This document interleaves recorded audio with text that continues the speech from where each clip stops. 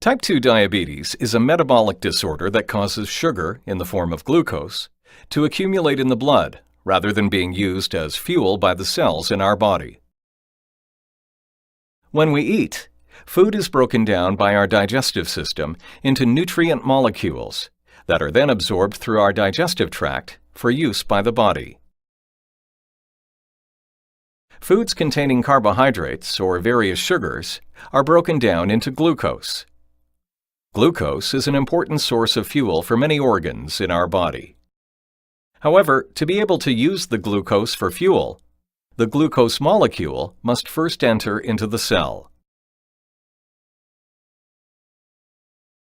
The pancreas produces a hormone called insulin, a chemical messenger essential for the entry of glucose into cells. As the blood glucose levels rise after a meal, insulin is released into the bloodstream and sets processes in motion to trigger the removal of glucose from the blood to enter into the cells.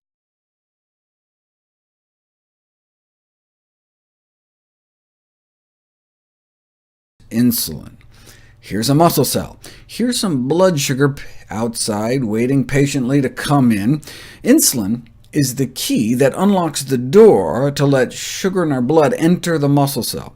When insulin attaches to the insulin receptor, it activates an enzyme, which activates another enzyme, which activates two more enzymes, which finally activates glucose transport, which acts as a gateway for glucose to enter the cell. So insulin is the key that unlocks the door into our muscle cells. But there's a second way we could end up with high blood sugar. What if there's enough insulin, but the insulin doesn't work? The key is there, but something's gummed up the lock. This is called insulin resistance. Our muscle cells become resistant to the effect of insulin. What's gumming up the door locks in our muscle cells, preventing insulin from letting sugar in? Fat. What's called intramyocellular lipid, fat inside our muscle cells. Fat in the bloodstream can build up inside the muscle cell, creating toxic fatty breakdown products and free radicals that can block the signaling pathway process. So no matter how much insulin we have out in our blood, it's not able to open the glucose gates, and blood sugar levels build up in the blood.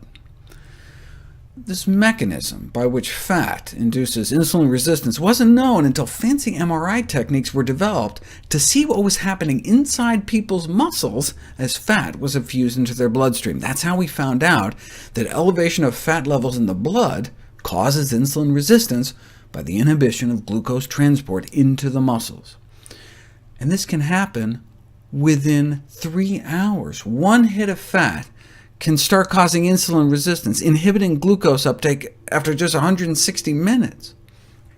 Same thing happens to teens. You infuse fat into their bloodstream, it builds up in their muscles and decreases their insulin sensitivity, showing that increased fat in the blood is an important contributor of insulin resistance. And then you can do the opposite experiment.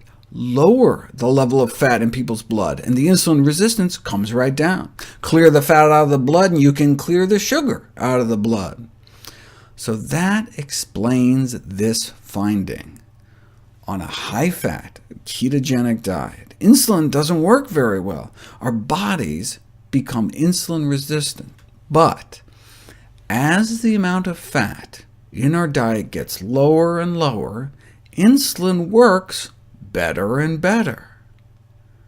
This is a clear demonstration that the sugar tolerance of even healthy individuals can be impaired by administering a low-carb, high-fat diet. But we can decrease insulin resistance by decreasing fat intake.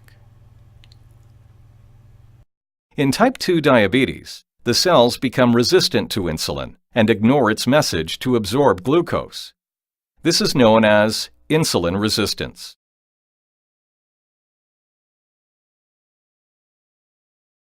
In addition, in type 2 diabetes, the pancreas is unable to produce the greater amounts of insulin needed to trigger these resistant cells to take in glucose from the bloodstream.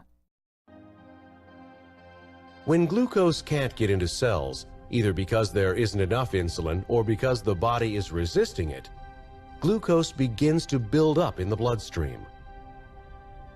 As a result, all that energy is wasted. It does not get to cells where it is needed. Without glucose in your cells, they lack the energy they require to keep your body working. The most notable symptom of diabetes is frequent urination and excessive thirst. Other symptoms include weakness, drowsiness, and blurred vision. These are caused by chemical imbalances in the blood related to high levels of blood glucose. About 1 in 4 people with type 2 diabetes are unaware that they have the disease. It is important to catch diabetes early. Over time, high blood glucose damages the blood vessels, which can damage the organs that these vessels supply, leading to a variety of health complications. Damage to the small or micro blood vessels can cause vision problems, including loss of sight, nerve damage, and kidney disease. Damage to larger or macro blood vessels can lead to cardiovascular complications such as heart disease, stroke, and poor blood circulation. Overweight and inactivity are major causes of diabetes. A family history of diabetes significantly increases your risk of developing the disease. Certain ethnic populations are also at increased risk of developing type 2 diabetes.